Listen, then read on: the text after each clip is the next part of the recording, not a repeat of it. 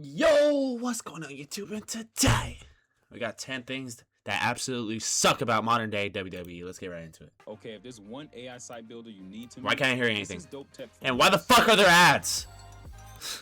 Sorry guys, you guys already know. I'm gonna get it next month, bro. That's my. Are you dead? Are you dead? Think about day. Changes have been made, and while some of Dude. WWE a much better place, certain changes have sunk. Are you a dick? Are you a dick? Join us now as WrestleMania looks at 10 things that That's Pierre. absolutely suck about modern day WWE. Be sure to subscribe and hit that notification bell for daily wrestling videos, and follow us on Facebook for exclusive lists. Number 10. The show intros. 10 things that suck about modern day WWE. How shows are presented, and this extends to the intros for the shows. When it comes to weekly shows, those being Raw and SmackDown, the show now typically begins with wrestlers entering the arena with a coffee in their hand. Now, it Like some NBA, NFL shit. Yeah, no, I feel it. Feels completely out of place for pro wrestling. In the past, pro wrestling shows started with a stunning intro package.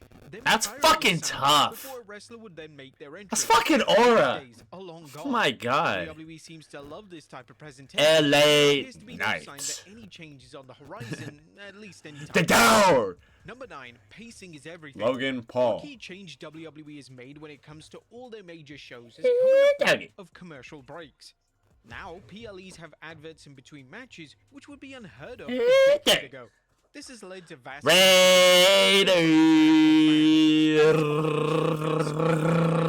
minutes whilst they wait for the WWE to return from commercial. The reason for commercials on shows is one that is strictly revenue-based. That shit makes no sense. WWE airing on streaming platforms, this is how both sides are making billions of dollars each year.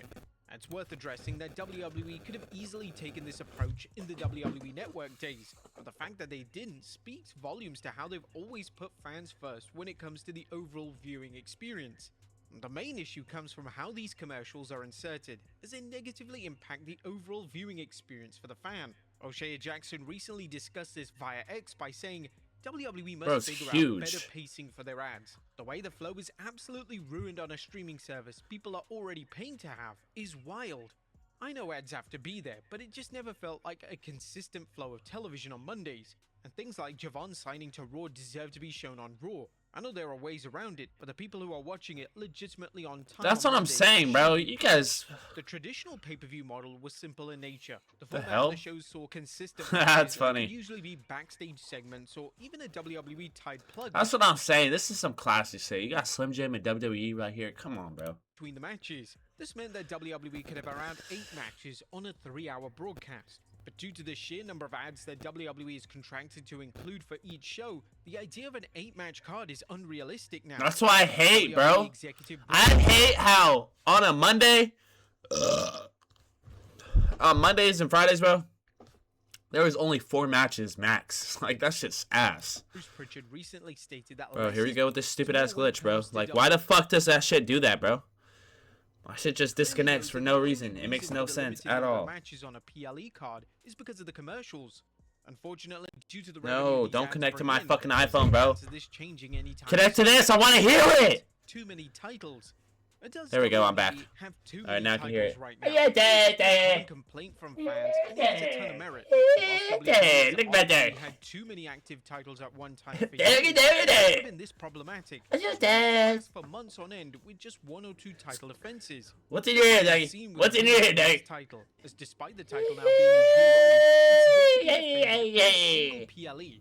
Based on the current presentation of the title on SmackDown, this is unlikely to change. And it would be a total miracle if the title makes a WrestleMania card at all. Ultimately, WWE just has no interest taking the birds, though. It's only when a big star wins these titles, such as Becky Lynch winning the Women's IC title, is when WWE begins to show some urgency.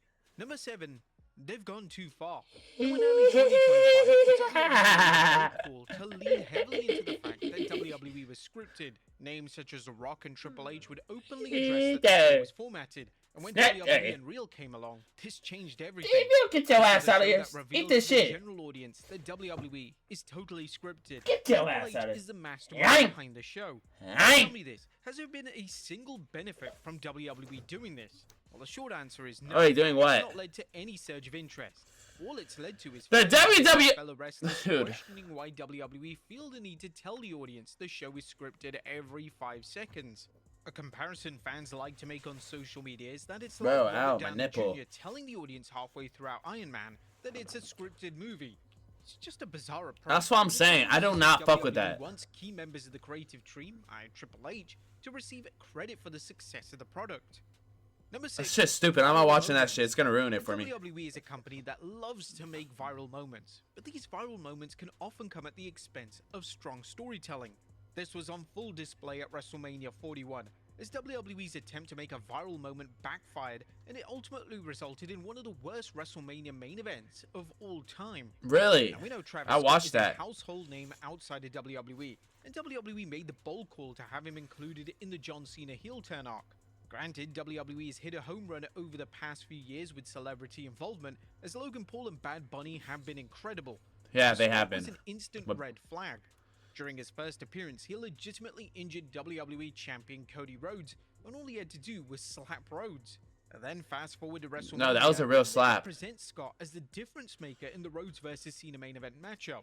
Scott would then take a lifetime to come down to the ring, and he was presented as if he was bigger than Rhodes and Cena. It was a terrible call, and fans quickly called it out. Not a single person was talking about Scott in a positive light after the match. And when it surfaced later in the year that Scott dropped out of future WWE projects, this was a sign that WWE definitely made the wrong call, all because they wanted that viral moment. Number 5, celeb obsessed. 50-50. The usage of celebrities in WWE program isn't a new concept at all. The first Mania was heavily built That around is true, they do celebrity hella involvement, celebrity and virtually shit. every WrestleMania since has had some type of celebrity participation. The problem is that in this She a legend right here. era, they're utterly obsessed with Jelly celebrities, roll. and it's doing a disservice Jelly to man. the product and the wrestlers themselves. The WWE boom period of the modern era occurred around 2022, Roman Reigns, goat. and this didn't occur thanks to a celebrity. It occurred thanks to strong, compelling creative combined with an over roster. Weirdly, despite shows doing extremely well, WWE just can't resist making everything about the celebrities. When it came time to promote WrestlePalooza, they made the call to even have celebs as the first people featured in the promo package.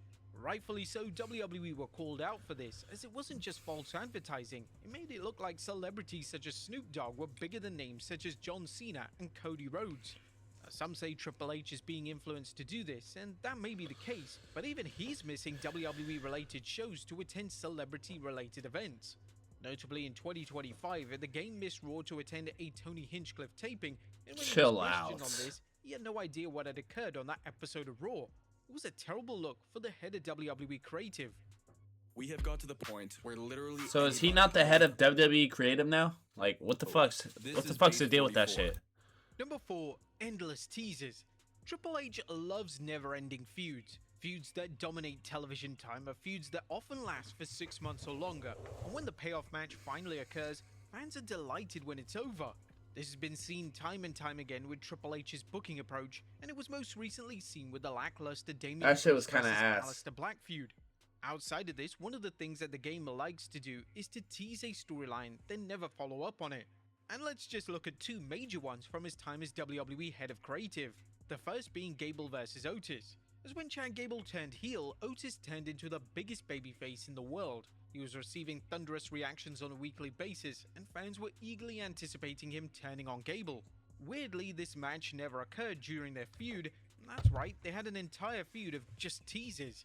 The more recent one that he's been guilty of is the Orton versus Rhodes feud. Orton has been looking directly at the WWE Look at that doggy right for there. 2 years now, and it's become so frustrating that it's turned into a running joke amongst fans. WWE has teased an Orton heel turn and a subsequent feud with Rhodes for years now, but every time WWE seems to move forward with the program, they pivot at the last moment.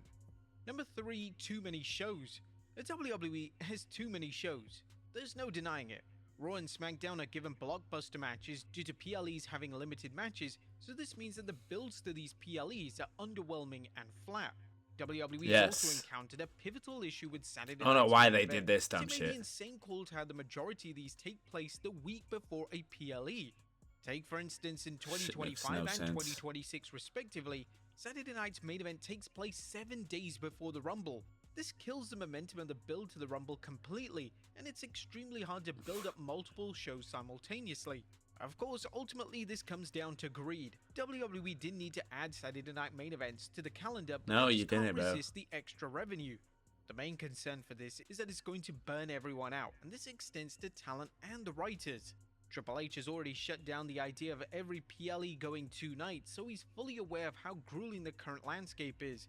So this is something that TKO must consider as we push through 2026. Number Wait, 2, what? WWE versus the fans. What's TKO? When Triple H was running NXT, he seemed to be the opposite of Vince McMahon. The game responded to criticism by directly implementing changes in his booking, and he was always kind and gracious to the fans. However, over the past year, this has dramatically changed.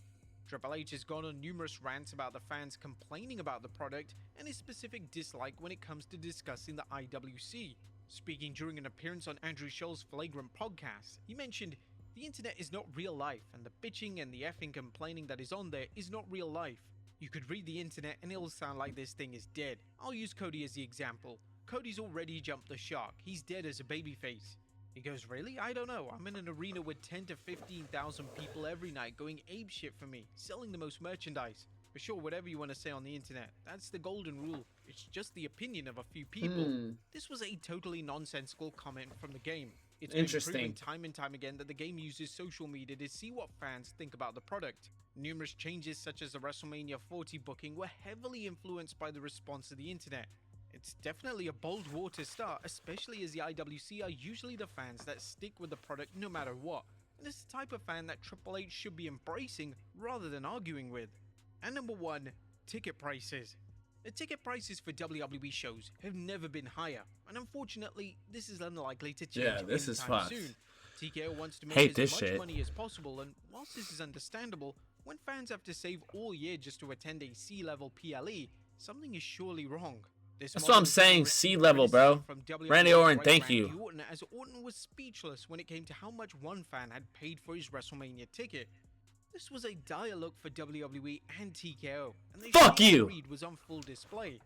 Now, the worst thing about this is that TKO execs are going one step further, and they made it clear that Vince McMahon's pricing tickets so families could attend was actually wrong, and they believe that there is opportunity to increase ticket prices even further. TKO pricing out families is a ludicrous business strategy. Dude, you're such a money-hungry, stupid fucking idiot. You hear me? But there you have it, folks.